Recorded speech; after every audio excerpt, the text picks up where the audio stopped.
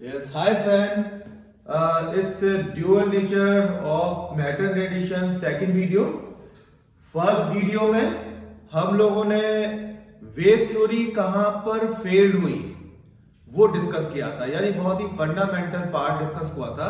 और इस वीडियो में हम फोटोइलेक्ट्रिक एमिशंस और आइंस्टाइन इक्वेशन और ग्राफ ये तीनों डिस्कस करने जा रहे हैं. ठीक है, तो चलिए सबसे पहले देखते हैं फोटोइलेक्ट्रिक एमिशन होता क्या है. फोटोइलेक्ट्रिक एमिशन में ये एक फोटो सेंसिटिव मेटल है. फोटो सेंसिटिव मेटल, इस पे रेडिएशन आती है सर्टेन फ्रीक्वेंसी की और इलेक्ट्रॉन्स इजेक्ट होने स्टार्ट हो जाते हैं. ये इलेक्ट्रॉन्स है जो इधर की तरफ मूव कर रहे हैं और ये एनोडर प्लेट है जो इन इलेक्ट्रॉन्स को कलेक्ट करती है. तो फ्रीक्वेंसी इसमें बहुत मैटर करती है, क्योंकि इंसिडेंट रेडिएशन की फ्रीक्वेंसी अगर एक पर्टिकुलर मिनिमम फ्रीक्वेंसी से लेस है तो फोटोइलेक्ट्रिक एमिशन नहीं होगा. ठीक है, तो यहां फोटोइलेक्ट्रिक एमिशन में when the radiation of certain frequency incident onto some photosensitive metal, then electrons comes out from the metal. This phenomena is known as photoelectric emission या photoelectric effect. और ये जो इलेक्ट्रॉन्स हैं जो रेडिएशन की वजह से इजेक्ट हुए हैं इनको कहते हैं फोटो इलेक्ट्रॉन्स. और इन इलेक्ट्रॉन्स की वजह से जो करंट मिली उसे कहते हैं फोटोइलेक्ट्रिक करंट. ठीक है, तो यहां मैं लिख देता हूं इनको.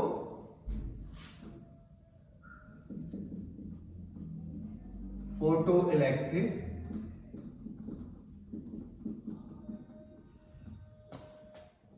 Emission.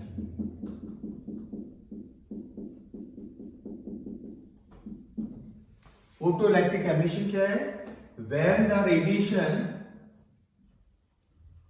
when the radiation of certain frequency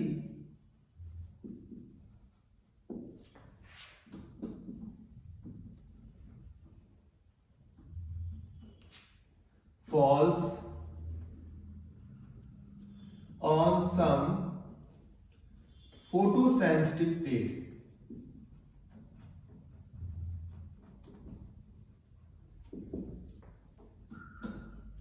plate, then electrons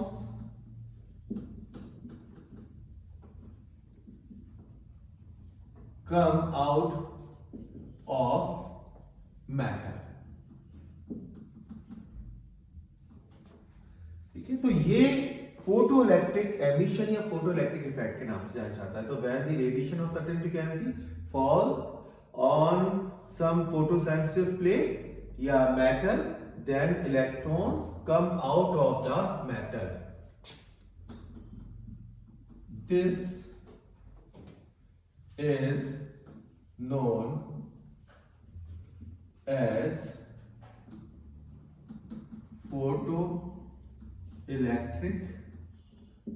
effect या एमिशन, कुछ भी कर सकते हो. ठीक है, इलेक्ट्रिक इसलिए आ गया बिकॉज जब इलेक्ट्रॉन्स मूव करते हैं ये सामने वाली प्लेट जो है ये प्लेट इन इलेक्ट्रॉन्स को कलेक्ट करती है और इन इलेक्ट्रॉन की वजह से करंट भी, तो रेडिएशन की वजह से हमें फोटोइलेक्ट्रिक करंट मिल गई. Electrons so ejected are called photoelectrons.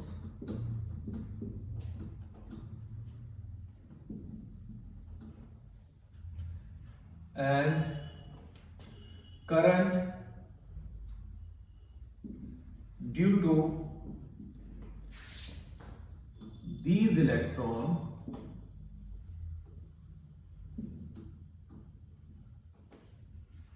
is termed as photoelectric current.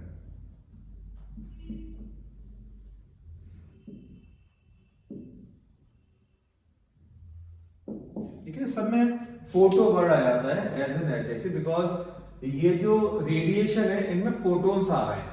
Photons fall हुए इस मेटल प्लेट पर और उनमें कोलिजन हुआ और इलेक्ट्रॉन्स बाहर आए, तो फोटोन की वजह से इलेक्ट्रॉन बाहर आए, इसलिए इनको फोटो इलेक्ट्रॉन्स कहते हैं और फिनोमेना को फोटो इलेक्ट्रिक एमिशन कहते हैं।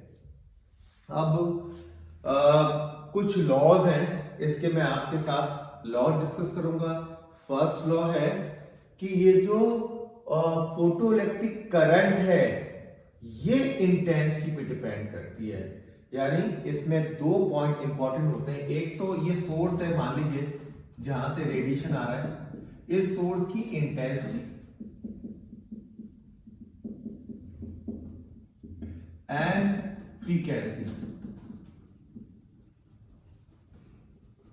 ये दो पॉइंट इंपॉर्टेंट है। इसमें कितने इलेक्ट्रॉन पर सेकंड निकल रहे हैं डिपेंड करता है इंटेंसिटी पर। तो फोटो इलेक्ट्रिक करंट डिपेंड्स करती है इंटेंसिटी ऑफ द सोर्स, ठीक है। और ये जो इलेक्ट्रॉन्स निकल रहे हैं इनमें कुछ काइनेटिक एनर्जी होती है, काइनेटिक एनर्जी डिपेंड करती है फ्रीक्वेंसी ऑफ द रेडिएशन पर, राइट। और ये प्रोसेस इंस्टैंटेनियस प्रोसेस है, इमीडिएटली होता है। जैसे ही रेडिएशन फॉल होगा इमीडिएटली ये प्रोसेस हो जाता है बिना किसी टाइम लैग के, तो इंस्टैंटेनियस प्रोसेस हो गया। तो इसमें कौन कौन से पॉइंट आपने देखा, एक तो करंट, फोटो इलेक्ट्रिक करंट किस पे डिपेंड करती है, फोटो इलेक्ट्रिक करंट डिपेंड करती है इंटेंसिटी ऑफ द रेडिएशन पे। काइनेटिक एनर्जी किस पे डिपेंड करती है, फ्रीक्वेंसी पर। इसके अलावा एक पॉइंट और है कि there exist is certain minimum frequency below which no photoelectric emission take place, यानी इस रेडिएशन की फ्रीक्वेंसी अगर एक पर्टिकुलर फ्रीक्वेंसी होती है उससे कम है तो कोई भी इलेक्ट्रॉन बाहर नहीं आएगा, ठीक है। और ये इंस्टैंटेनियस प्रोसेस है। तो ये 4 लॉज है फोटो इलेक्ट्रिक एमिशन के। मैं यहां पे लिख देता हूं फोटो इलेक्ट्रिक एमिशन के लॉज।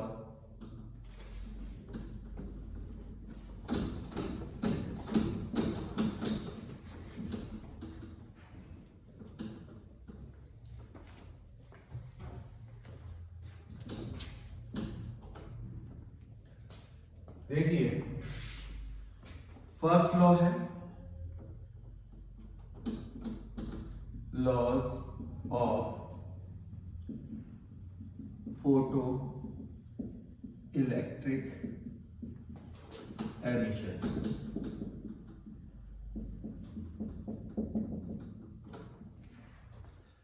इसका जो फर्स्ट लॉ है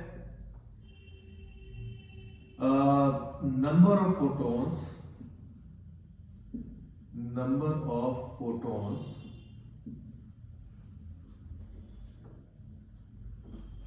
ejecting from photosensitive metal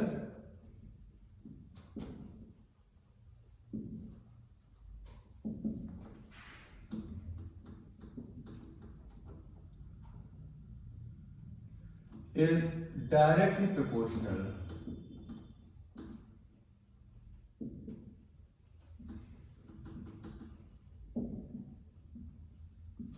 to intensity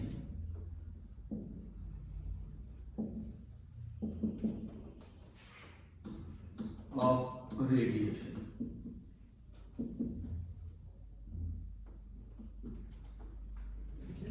दूसरा इस थ्रेशोल्ड फ्रीक्वेंसी के बारे में,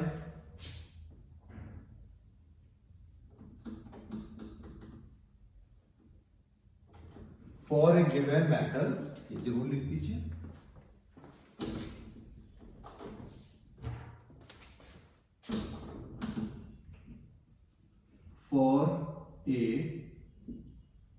given matter जिसमें फोटोइलेक्ट्रिक एमिशन होना है,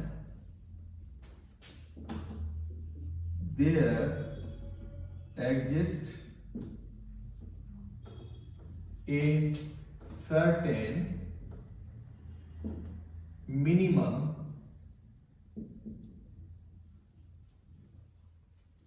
frequency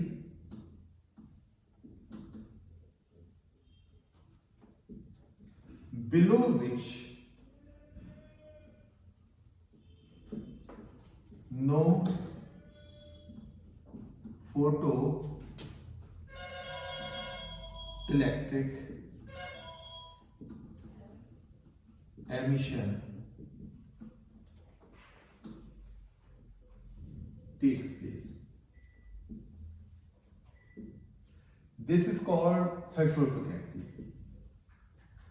This frequency is known as threshold frequency. In threshold frequency से बिलो फ्रीक्वेंसी पर ये एमिशन होगा ही नहीं, चाहे इंटेंसिटी कितनी भी ज्यादा क्यों ना हो, इंटेंसिटी ऑफ द रेडिएशन कितनी भी हाई हो, अगर फ्रीक्वेंसी थ्रेशोल्ड फ्रीक्वेंसी से कम है तो कोई भी फोटोइलेक्ट्रिक एमिशन नहीं होगा। तो दो लॉज तो ये हो गए। थर्ड लॉ है इसका kinetic energy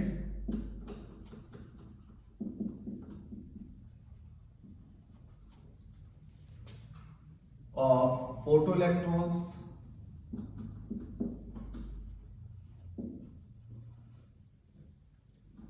depends on frequency of radiation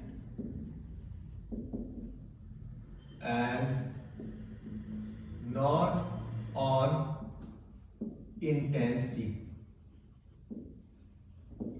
of radiation. And fourth one, it is instantaneous process. Photo electric emission is an instant process.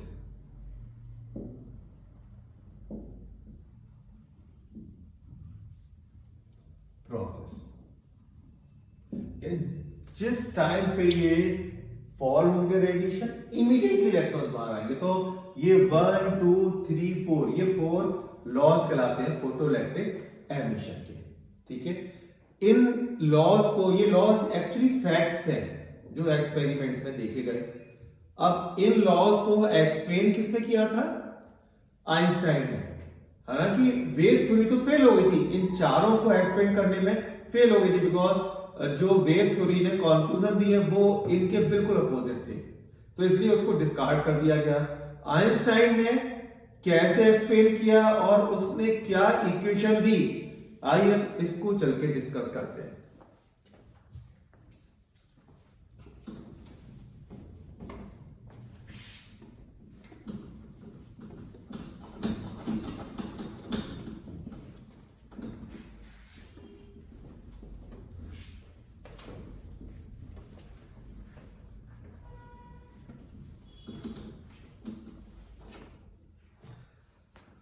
Einstein equation discuss करते हैं।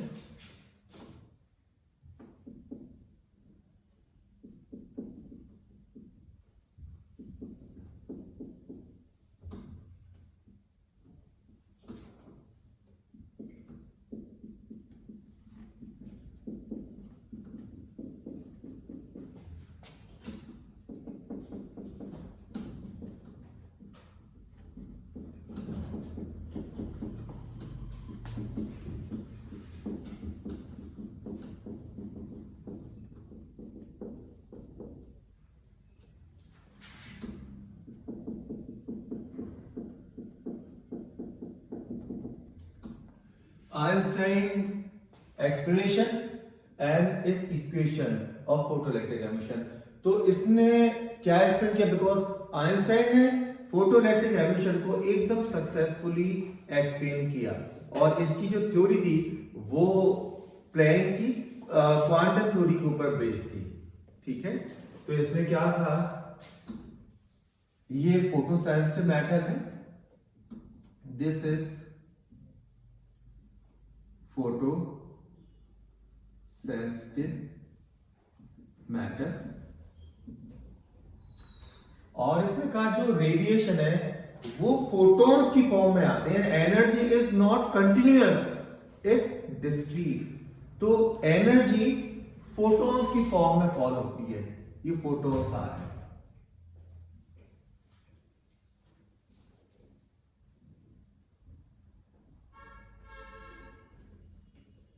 तो रेडिएशन फोटॉन्स की फॉर्म में fall होते हैं।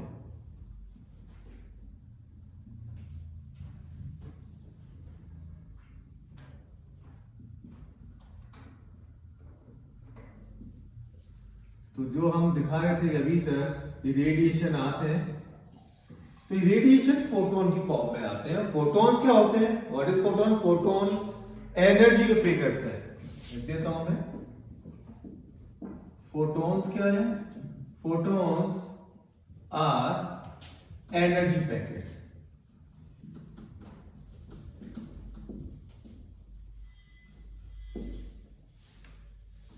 Packets whose energy is directly proportional to frequency.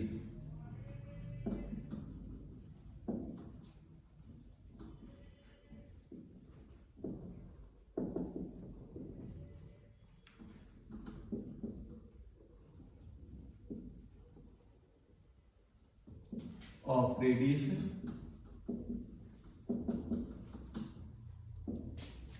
and travels with the speed of light.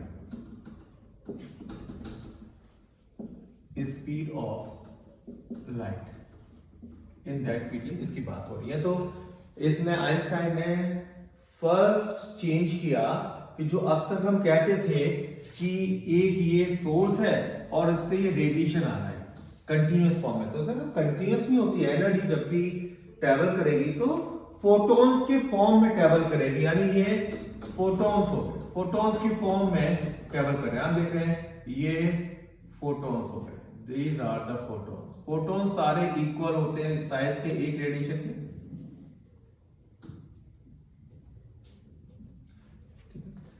तो ये first change था, इसमें energy of a photon is directly proportional frequency, यानी E is equal to h में, E is equal to h में।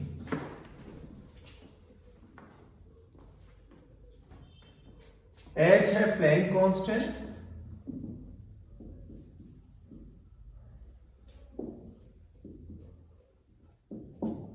और new frequency है, इस फ्रीक्वेंसी,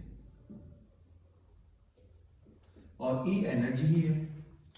तो आइंस्टाइन ने क्या कहा कि when the photons falls onto some photosensitive matter, then a perfectly elastic collision takes place between the electrons and the photons, and the whole energy of the photons is transferred to the electrons. अब one photon की energy one electron को मिलेगी, एक electron को दो photon नहीं मिलेंगे, और एक फोटोन दो इलेक्ट्रॉन को नहीं मिलेगा, यानी फोटोन के फ्रैक्शन नहीं हो सकते, टुकड़े नहीं हो सकते। और इसलिए फोटोन को कहते हैं, फोटोन की नेचर है क्वांटम। तो क्वांटम जिसकी भी नेचर होती है उसके फ्रैक्शन नहीं हो सकते, टुकड़े नहीं हो सकते। तो फोटोन्स की पूरी एनर्जी एक पर्टिकुलर इलेक्ट्रॉन्स को मिल जाएगी। तो अगर फोटोन में एनर्जी वर्क फंक्शन से ज्यादा है तो इमीडिएटली इंजेक्शन होगा। अब इलेक्ट्रॉन्स को एनर्जी कलेक्ट करने के लिए वेट नहीं करना, जो वेव थ्योरी ने कहा था। वेव थ्योरी ने क्या कहा था कि when the wave falls onto the some photosensitive metal, then its energy spreads all over the surface uniformly and electrons start collecting this energy। और इस एनर्जी को कलेक्ट करने में वर्क फंक्शन के इक्वल या उससे ज्यादा कलेक्ट करने में कुछ टाइम लगेगा। तो टाइम लैग का कंसेप्ट था कि वेव थ्योरी ने कहा था कि there must be some time lag between ejection and incidence of the radiation, but ऐसा था ही नहीं, इमीडिएटली हो रहा था। तो जो हो रहा है वही फैक्ट है, वही सच है। तो वेव थ्योरी इस पॉइंट को एक्सप्लेन करने में बिल्कुल फेल हो गई थी। आइंस्टाइन वाली थ्योरी बिल्कुल ठीक है, क्योंकि आइंस्टाइन ने कहा कलेक्ट करना ही नहीं है, पूरी एनर्जी फोटोन की फॉर्म में एक साथ आ रही है, और जैसे फोटोन और इलेक्ट्रॉन का कोलिजन होता है तो एक फोटोन की सारी एनर्जी इलेक्ट्रॉन को मिल जाती है और इलेक्ट्रॉन बाहर रह जाएगा अगर फोटोन की एनर्जी वर्क फंक्शन के इक्वल है। वर्क फंक्शन क्या होता है? वर्क फंक्शन लिख देता हूं, वर्क फंक्शन ये मैटर पर डिपेंड करता है, हर मैटर का डिफरेंट होता है।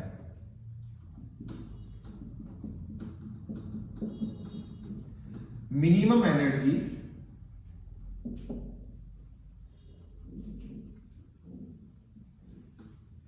Required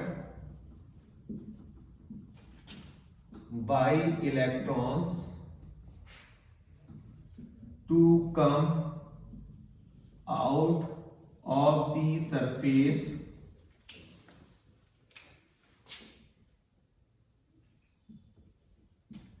of matter।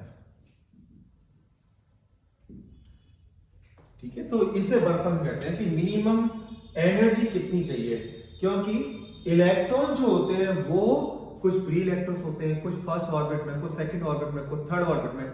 Third orbit के इलेक्ट्रॉन्स को इजेक्ट कराने में सबसे कम एनर्जी चाहिए, सेकंड ऑर्बिट को थोड़ी ज्यादा, फर्स्ट ऑर्बिट को और ज्यादा। तो हर इलेक्ट्रॉन्स को बाहर निकलने के लिए डिफरेंट अमाउंट ऑफ एनर्जी चाहिए। तो जिन इलेक्ट्रॉन को मिनिमम चाहिए उस मिनिमम एनर्जी को कहते हैं वर्क फंक्शन। तो ये ओनली एनर्जी नहीं है जो इलेक्ट्रॉन, सारे इलेक्ट्रॉन को बाहर निकलने के लिए सब यही चाहिए, ये मिनिमम वाली एनर्जी है। बाकी इससे ज्यादा एनर्जी भी चाहिए होती है, क्योंकि अगर हमें इनर ऑर्बिट से इलेक्ट्रॉन को बाहर निकालना है तो different amount of more amount of energy चाहिए। तो वर्क फंक्शन, और वर्क फंक्शन थ्रेशोल्ड फ्रीक्वेंसी पे डिपेंड करता है। Work function is equal to h nu naught, जिसमें न्यू नॉट जो है this is threshold frequency.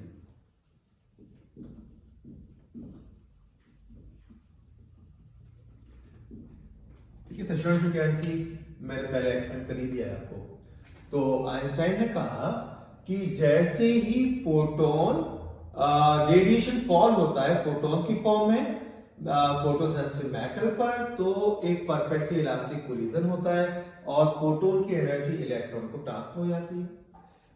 Electrons उस एनर्जी का एक पार्ट बाहर आने में यूज करता है, यानी अगेंस्ट वर्क फंक्शन, और बची हुई एनर्जी क्या होगा? काइनेटिक एनर्जी में कन्वर्ट हो जाती है। तो उसने इसी बात को इक्वेशन फॉर्म में लिखा, जो मैं यहां पे लिख देता हूं।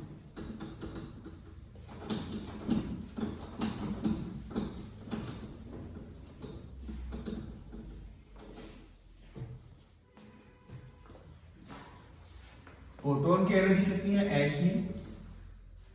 इस एनर्जी का एक पार्ट वर्क फंक्शन में यूज हुआ,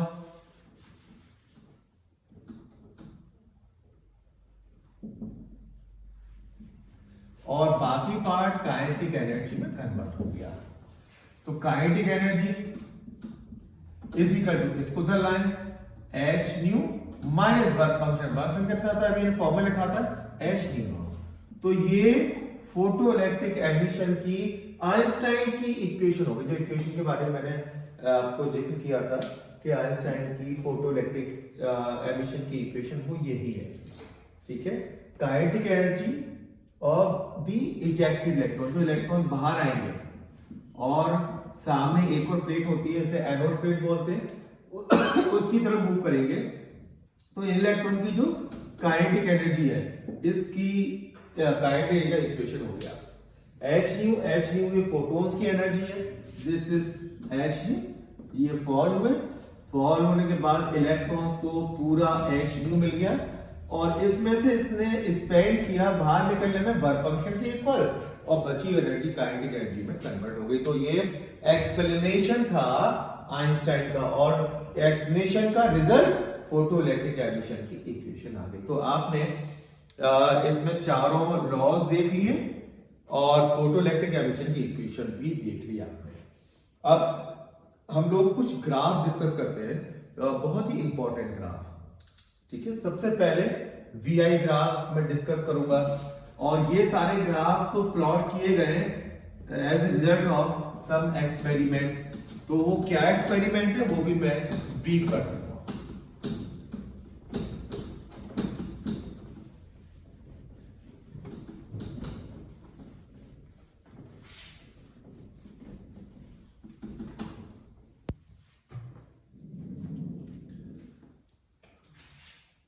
देखिए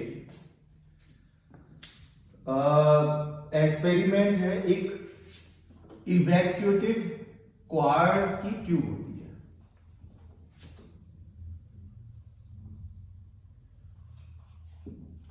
this is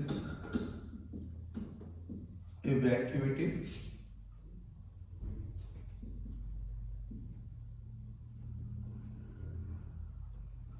quartz tube and in the vacuum ये फोटो सेंसिटिव मेटल है। दिस इज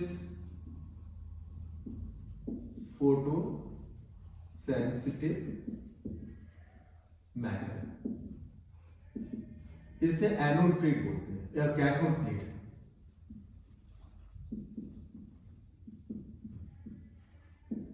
ठीक है, और इसी के सामने एक दूसरी मेटल होती है, प्लेट होती है मेटल की, ये एनोड प्लेट बोलते हैं इसको। This is anode plate. हम इसका पोटेंशियल चेंज कर सकते हैं ताकि इनके बीच में पोटेंशियल डिफरेंस हमारी मर्जी के मुताबिक हो जाए। हम कितना पोटेंशियल डिफरेंस रखकर इलेक्ट्रॉन जो निकलेंगे उनको एक्सक्रीट कराएंगे। ठीक है, अब यहां पे रेडिएशन फॉल होगा, ये रेडिएशन है, इसमें सोर्स से रेडिएशन फोटोन की फॉर्म में आएगा। इसको नेगेटिव से कनेक्ट करना,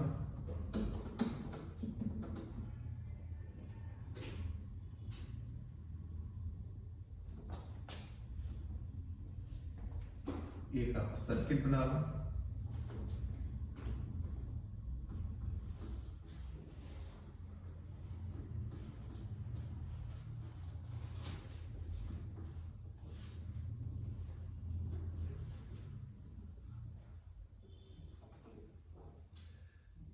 इसमें मिली एमीटर लगा दो कि कितनी करंट फ्लो रही है उसको देखने में मिली एमीटर होता है, और इसमें कितना पोटेंशियल डिफरेंस अप्लाई किया उसके लिए वोल्ट मीटर लगा दो।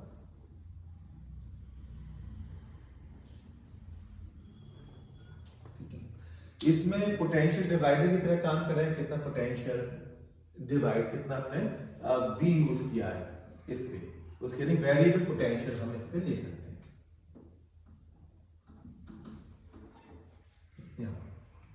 ठीक है, तो इस एक्सपेरिमेंट में क्या है, ये रेडिएशन फॉल हुआ, रेडिएशन थ्रेशोल्ड फ्रीक्वेंसी ज्यादा फ्रीक्वेंसी का फॉल हुआ, इसमें से इलेक्ट्रॉन्स निकले कॉल्ड फोटो इलेक्ट्रॉन्स, और ये इलेक्ट्रॉन्स मूव कर रहे हैं एनोड प्लेट की तरफ,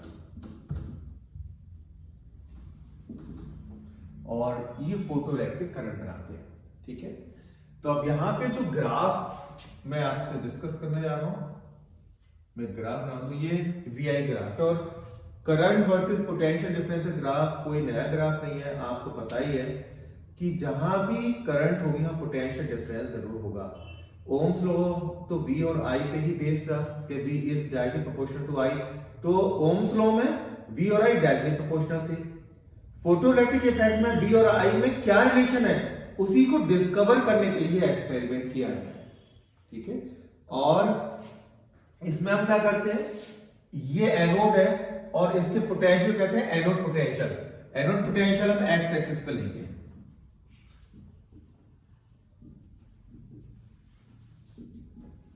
एनोड पोटेंशियल और यहां पे फोटोइलेक्ट्रिक करंट।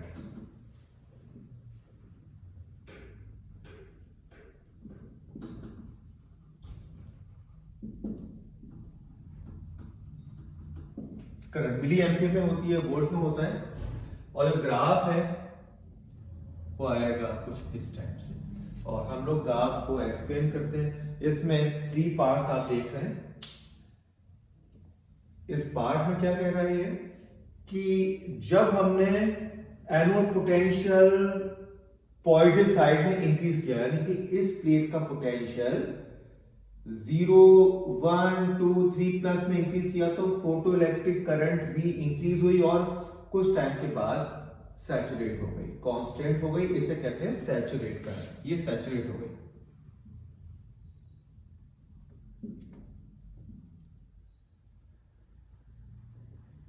कांस्टेंट हो गई। जब इसमें 3 काम करने हैं, इसका पोटेंशियल जब 0 वोल्ट है तब हम देखेंगे क्या होता है। जब इसका पोटेंशियल इस कैथोड प्लेट के रेस्पेक्ट में हायर पोटेंशियल पे यानी प्लस में है तो क्या होता है, और इसके रेस्पेक्ट में एनोड प्लेट का पोटेंशियल लोअर पोटेंशियल पे यानी नेगेटिव साइड में है तो क्या होगा। तो हम 3 बातों को देखने जा रहे हैं। देखा गया जब इसका पोटेंशियल 0 है, V of anode plate is 0, but current जो थी वो 0 नहीं थी। आप देखोगे कि इस पॉइंट पे ओरिजिन पे एनोड पोटेंशियल 0 है बट करंट है, इतनी करंट है। क्यों? इसका एक्सप्रेशन क्या है कि जब इसका पोटेंशियल 0 है तो कोई इलेक्ट्रिक फील्ड नहीं है, ये इलेक्ट्रॉन को अटैक नहीं कर रहा, लेकिन अपनी खुद की काइनेटिक एनर्जी की वजह से इलेक्ट्रॉन्स इस प्लेट पर पहुंच जाते हैं, और जब इस प्लेट पर पहुंचेंगे तो करंट बन जाएगी। तो फोटोइलेक्ट्रिक करंट बिना इसके पोटेंशियल की हेल्प के मिल रही है। इसलिए हम कह रहे हैं इसका अगर पोटेंशियल 0 वोल्ट है तब भी few electrons reach on their own due to their own kinetic energy, तो इसलिए फोटोइलेक्ट्रिक करंट है। अब हम जब इसका पोटेंशियल पॉजिटिव साइड इंक्रीज करते हैं, पॉजिटिव में क्या हुआ, अभी इलेक्ट्रॉन से रिपल्शन भी होता है तो सारे इलेक्ट्रॉन नहीं पहुंचते, रिपल्शन कुछ तो ऊपर नीचे से निकल जाएंगे। जब इस पे पॉजिटिव पोटेंशियल अगर आप इस पे दोगे प्लस पोटेंशियल और इंक्रीज करोगे तो इलेक्ट्रिक फील्ड की वजह से उन सब इलेक्ट्रॉन को ये अट्रैक्ट करेगा और इसमें फोटोइलेक्ट्रिक करंट इंक्रीज होगी। एक टाइम ऐसा आएगा कि 1 सेकंड में जितने इलेक्ट्रॉन्स निकले उतने ही यहां पे पहुंच गए, यानी अब अगर और इलेक्ट्रिक फील्ड इंक्रीज करें तो अब करंट इंक्रीज नहीं होगी, बिकॉज करंट किसकी वजह से है, फोटो इलेक्ट्रॉन्स की वजह से। तो मान लो 1 सेकंड में 1000 फोटो इलेक्ट्रॉन निकले और 1000 ही पहुंच रहे हैं, और 1000 के बाद 1001 तो है ही नहीं, तो आप अगर पोटेंशियल और इंक्रीज करोगे तो करंट और इंक्रीज नहीं होगी, ये कांस्टेंट हो जाएगी, सैचुरेट हो जाएगी। इसके अगेंस्ट अगर आप इसका पोटेंशियल नेगेटिव करो और इंक्रीज करो तो करंट, फोटोइलेक्ट्रिक करंट तेजी से डिक्रीज होती है और एक पॉइंट पर 0 हो जाती है। इसके पोटेंशियल कहते हैं स्टॉपिंग पोटेंशियल या कट ऑफ पोटेंशियल।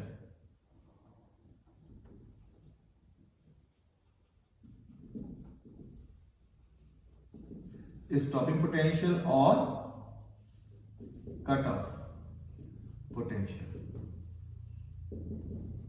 ये है क्या,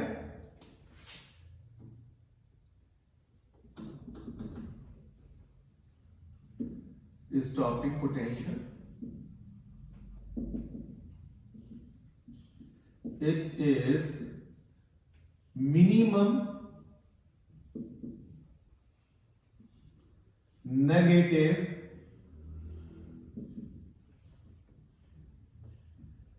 anode potential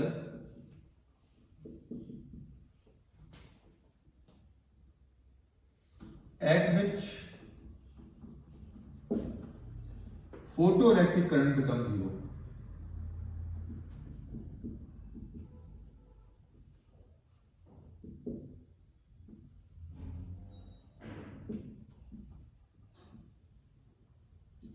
becomes 0, ठीक है।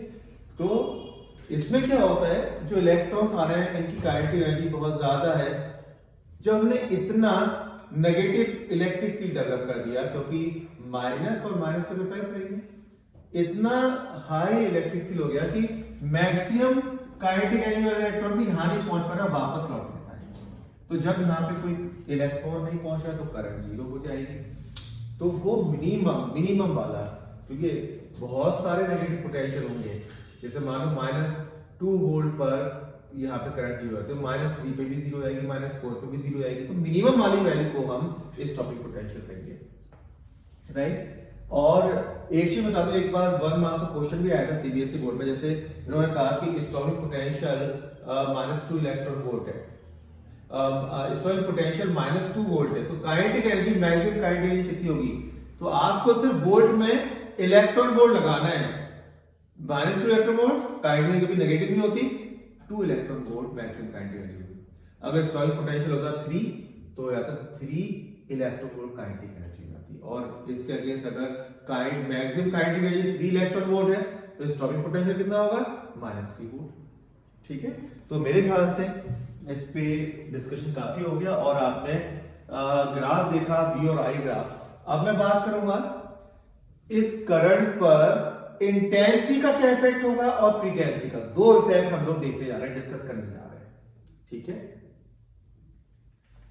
तो यहां मैं थोड़ी सी स्पेस बना लेता हूं।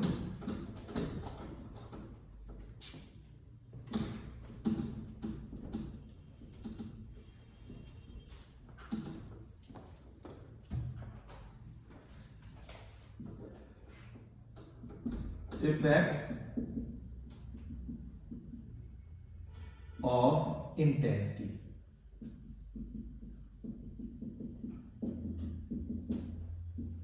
on photoelectric current।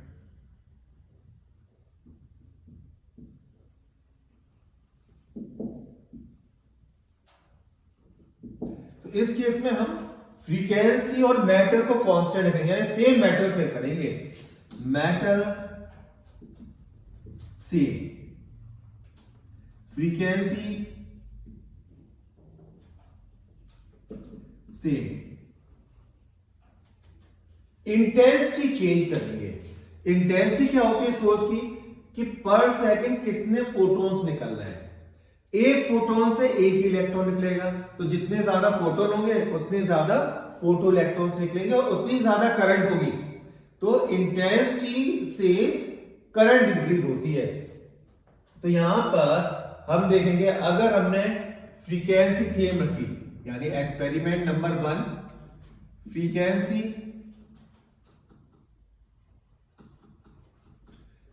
सेम,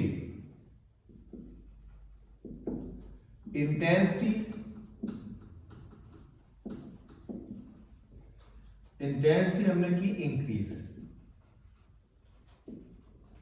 तो ग्राफ कैसा आएगा? ग्राफ आएगा, आपने देखा स्टॉपिंग पोटेंशियल सेम है, यानी हमने 2 एक्सपेरिमेंट किए, दोनों में फ्रीक्वेंसी एक जैसी थी।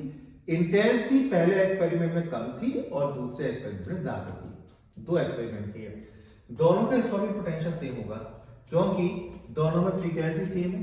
फ्रीक्वेंसी सेम होगी तो फोटोन जो आ रहे हैं यहां पर, फोटोन की एनर्जी भी सेम होगी, बिकॉज फोटोन की एनर्जी क्या होती है? E = h²। तो सेम एनर्जी मिली, बाहर आने वाले इलेक्ट्रॉन्स की काइनेटिक एनर्जी सेम होगी। काइनेटिक एनर्जी सेम होगी तो स्टॉपिंग पोटेंशियल भी सेम होगा। तो स्टॉपिंग पोटेंशियल डिपेंड करता है सर फ्रीक्वेंसी पे, और फ्रीक्वेंसी हमने फिक्स रखी हुई है, कांस्टेंट रखी हुई है, इसलिए स्टॉपिंग पोटेंशियल सेम है। लेकिन फोटोइलेक्ट्रिक करंट डिपेंड करती है इंटेंसिटी पे। तो हमने दूसरे एक्सपेरिमेंट में इंटेंसिटी इंक्रीज की, तो आप देखो सैचुरेट वैल्यू भी इंक्रीज होगी। अब दूसरा एक्सपेरिमेंट करते हैं। इस एक्सपेरिमेंट में क्या करेंगे हम, इसमें उल्टा कर देते हैं, फ्रीक्वेंसी को कांस्टेंट रखते हैं और इंटेंसिटी फ्रीक्वेंसी को इंक्रीज करेंगे, इंटेंसिटी को कांस्टेंट रखेंगे। ये हम सेकंड एक्सपेरिमेंट।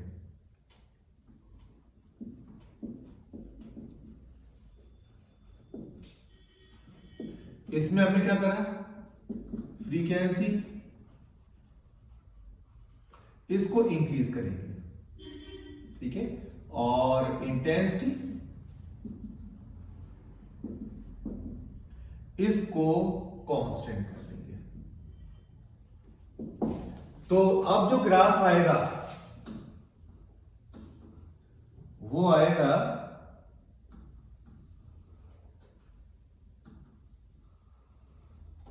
आप देखेंगे स्टॉमिक पोटेंशियल डिफरेंट हो गए। ये है एनोड पोटेंशियल और फोटोइलेक्ट्रिक करंट VI ग्राफ। तो इसमें हमने क्या करा हुआ है, फ्रीक्वेंसी इसको इंक्रीज किया है और इंटेंसिटी को सेम रखा हुआ है। तो आप देखोगे दोनों बार ग्राफ सेम पॉइंट पर खत्म हो रहा है, यानी कि सैचुरेट करंट दोनों एस्पेक्ट में सेम है, क्योंकि saturate value of current depend करती है सिर्फ इंटेंसिटी पे और स्टॉमिक पोटेंशियल डिपेंड करता है फ्रीक्वेंसी पे। तो अगर हमने फ्रीक्वेंसी इंक्रीज की तो स्टॉमिक पोटेंशियल की वैल्यू भी इंक्रीज होगी, बिकॉज फ्रीक्वेंसी इंक्रीज तो फोटोन की एनर्जी इंक्रीज, इलेक्ट्रॉन्स को जो एनर्जी मिली वो भी इंक्रीज, बाहर निकलने वाले इलेक्ट्रॉन की काइनेटिक एनर्जी इंक्रीज हो गई और उनको रोकने के लिए मोर नेगेटिव इलेक्ट्रिक फील्ड लगाना पड़ा, यानी कि इसमें एनोड पोटेंशियल भी इंक्रीज और स्टॉमिक पोटेंशियल भी इंक्रीज हो गया। तो ये दोनों ग्राफ आपने देख लिए, इसमें इंटेंसिटी डिफरेंट थी, फ्रीक्वेंसी सेम थी, इसमें फ्रीक्वेंसी हमने इंक्रीज की, इंटेंसिटी को कांस्टेंट थे। तो ये VI ग्राफ हमने कंप्लीटली डिस्कस कर लिया। अब आपके साथ हम लोग kinetic energy versus frequency graph देखेंगे, उसके बाद स्टॉमिक पोटेंशियल वर्सेस फ्रीक्वेंसी और इंटेंसिटी वर्सेस फोटोइलेक्ट्रिक करंट। ये 4 ग्राफ मैं आपके साथ डिस्कस करने जा रहा हूं।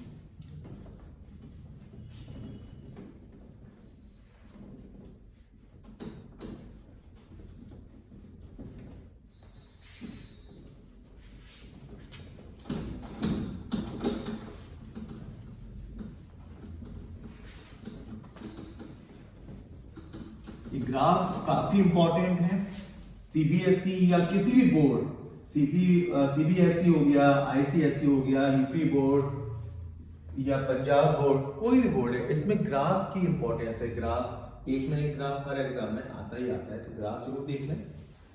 ये सेकंड ग्राफ हम काइनेटिक एनर्जी वर्सेस फ्रीक्वेंसी,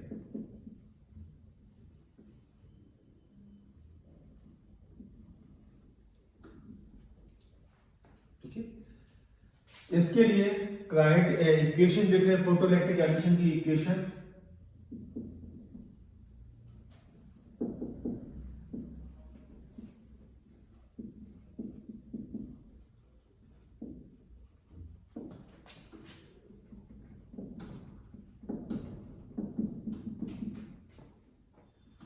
ये है kinetic energy is equal to H nu minus H nu naught. ये कांस्टेंट होता है, एक मेटल पे डिपेंड करता है। अगर मेटल जो फोटोसेंसिटिव मेटल है जिस पे रेडिएशन फॉल हो रहा है, अगर वो चेंज करेंगे तभी चेंज होगा काइनेटिक एनर्जी। और ये अब हमें y एक्सिस पे लेना है, ये तो इसको थोड़ी देर के लिए y लिख लिया, मैं आपको एक शॉर्टकट टेक्निक बता रहा हूं, इससे आपको ज्यादा समझ में आएगा। x एक्सिस पे फ्रीक्वेंसी लेंगे तो फ्रीक्वेंसी हमें x लिख देते हैं और इसको c लिख देते हैं, तो इसको y is equal to mx plus c से कंपेयर करो। तो ये स्ट्रेट लाइन की इक्वेशन है, जितने भी मैथमेटिक्स के स्टूडेंट बैठे हैं उन वो ये फैक्ट पता होगा कि स्ट्रेट लाइन की इक्वेशन है जिसमें c है y इंटरसेप्ट और m है स्लोप। जितने भी बायोलॉजी वाले स्टूडेंट हैं उन्होंने 10 तक तो पढ़ी ही हुई है, उनको मैं अच्छे से अभी एक्सप्लेन कर दूंगा, डोंट वरी। तो इसमें जो हम ग्राफ प्लॉट करेंगे वो आएगा ऐसे। इस ग्राफ में ये जो x एक्सिस पे हमने लिया हुआ है फ्रीक्वेंसी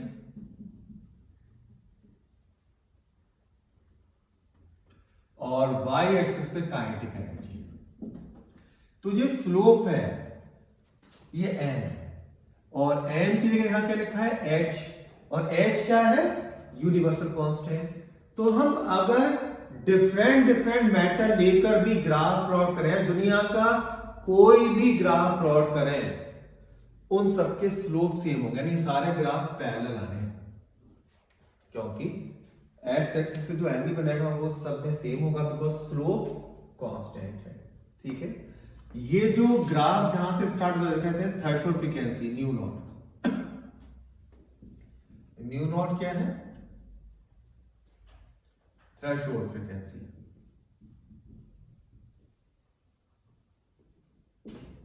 ठीक है, तो न्यू नॉट हमारी थ्रेशोल्ड फ्रीक्वेंसी हो गई, यहां से ग्राफ स्टार्ट होगा। इसको अगर एक्सटेंड करो तो ये वाई इंटरसेप्ट है, ये सी पोर्शन है, और देखो नेगेटिव साइड में इसलिए सी भी नेगेटिव है। अगर ये ऊपर होता तो यहां प्लस होता। ठीक है, इसे कहते हैं वाई इंटरसेप्ट, क्योंकि वाई पर ये इंटरसेप्ट कर रहा है। तो इतना जो पोर्शन है ओरिजिन से जहां पे ये मीट कर रहा है वो वाई इंटरसेप्ट कहलाता है। और वाई इंटरसेप्ट क्या है? Work function. तो अगर आपके बोर्ड में क्वेश्चन आता है कि भाई एक ग्राफ यदि यहाँ पे कुछ वैल्यूज भी दी होंगी जो कि मैंने यहाँ पे नहीं लिखी है, एक्स एक्स पे भी कुछ वैल्यूज होंगी, और कहा इस ग्राफ की हेल्प से प्लैंक कांस्टेंट की वैल्यू निकालो, तो आपको पता चल गया प्लैंक कांस्टेंट क्या है? Slope of the graph. और स्लोप का फॉर्मूला क्या होता है? Slope y2 minus y1 upon x2 minus x1। यानी आप कोई भी दो पॉइंट लेना, x1 y1 और x2 y2, कोई भी दो पॉइंट जहां पे करस्पॉन्डिंग वैल्यू देख लेना। यहाँ पे क्या लिखी हुई है? ये y2 माइनस y1 रहेगा, ये x2 माइनस x1 यहां रख देना, और आपका स्लोप निकल आएगा, और स्लोप ही प्लैंक कांस्टेंट होगा। तो प्लैंक कांस्टेंट की वैल्यू हो गई। और अगर वर्क फंक्शन निकलवाते हैं तो आपके पास दो तरीके हैं। ये जो h निकाला, यहां जहां से ग्राफ स्टार्ट हो रहा है उस फ्रीक्वेंसी से मल्टीप्लाई कर दो, h न्यू नॉट को ही वर्क फंक्शन कहते हैं। या ये वाला पोर्शन, इसका नेगेटिव साइन हटाकर प्लस वाला, सिर्फ इसकी मैग्नीट्यूड लेना है, इसका एब्सोल्यूट वैल्यू, और ये होगा वर्क फंक्शन। ये बात कर रहे थे kinetic energy versus frequency graph की। ठीक है, अब मैं बात करूंगा stopping potential versus frequency graph. ये भी बिल्कुल सेम होगा। देखिए, इसमें कुछ चेंज करने होंगे हमें।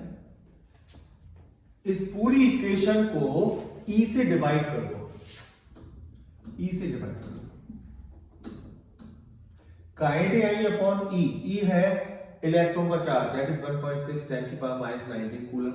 अब kinetic energy upon E, kinetic energy upon E, ये स्टॉपिंग पोटेंशियल, इसको लिख सकते हैं stopping potential is equal to H upon E nu minus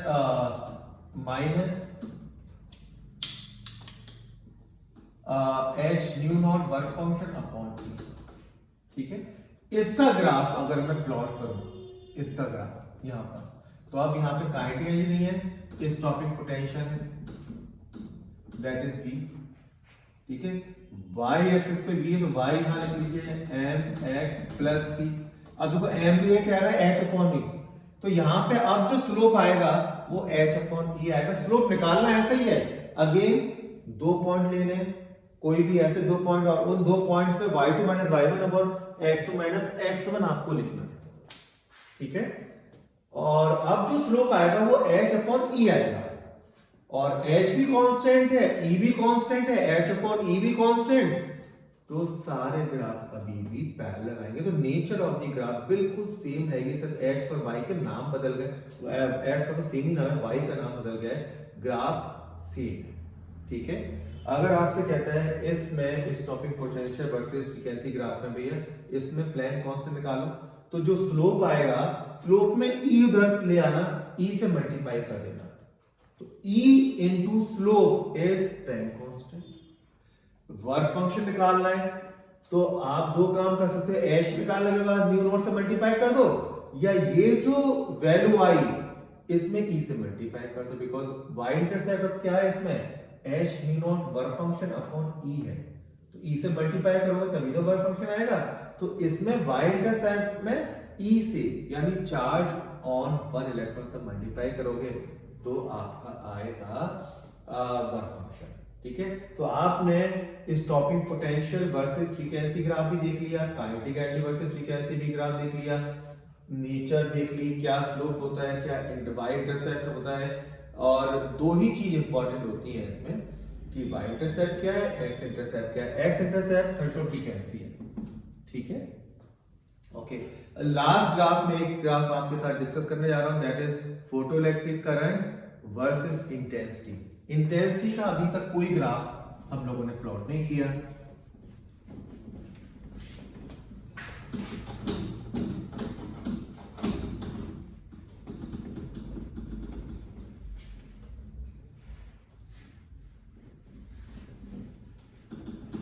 तो अगर आप intensity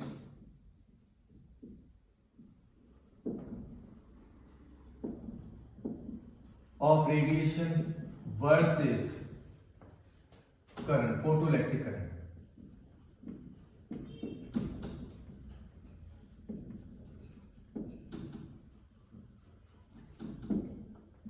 intensity versus photoelectric current, ये वाला ग्राफ अगर प्लॉट करना चाहो तो इससे क्वाइट सिंपल,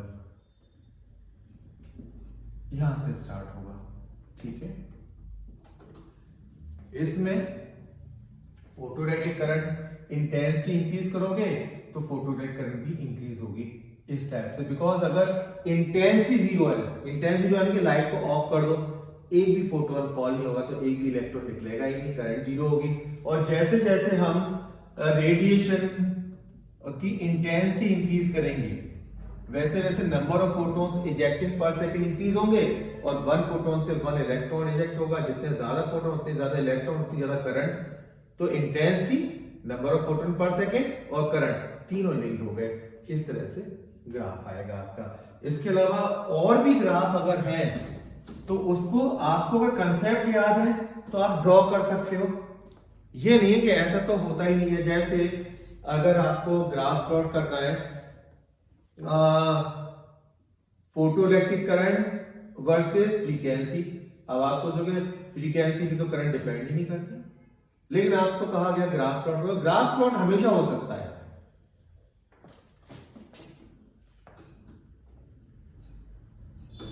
आई वर्सेस फ्रीक्वेंसी, ठीक है। तो क्या होगा, फ्रीक्वेंसी इंक्रीज होगी तो भी करंट सेम होगी। और ये ग्राफ जो स्टार्ट होगा वो थ्रेशोल्ड फ्रीक्वेंसी से स्टार्ट होगा, बिकॉज थ्रेशोल्ड फ्रीक्वेंसी से पहले कुछ एमिशन होगा ही नहीं, तो करंट ही जीरो होगी, ठीक है।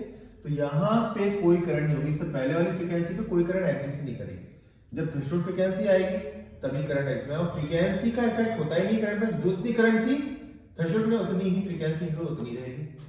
तो ऐसा ग्राफ आएगा। तो कंसेप्ट दिमाग रखो, ग्राफ प्लॉट कर देना। ये था फोटोइलेक्ट्रिक एमिशन के ग्राफ का केस। तो सारे मेजर ग्राफ आपके साथ डिस्कस हो गए, फोटोइलेक्ट्रिक एमिशन के लॉ भी डिस्कस हो गए, आइंस्टाइन की इक्वेशन भी डिस्कस हो गई। तो इस वीडियो में अभी के लिए इतना ही। फिर नेक्स्ट वीडियो में de Broglie equation, de Broglie concept और डेविस एंड जर्मन एक्सपेरिमेंट जैसे लास्ट वीडियो होगी, उसमें हम लोग मिलते हैं। तब तक के लिए take care, have a nice day.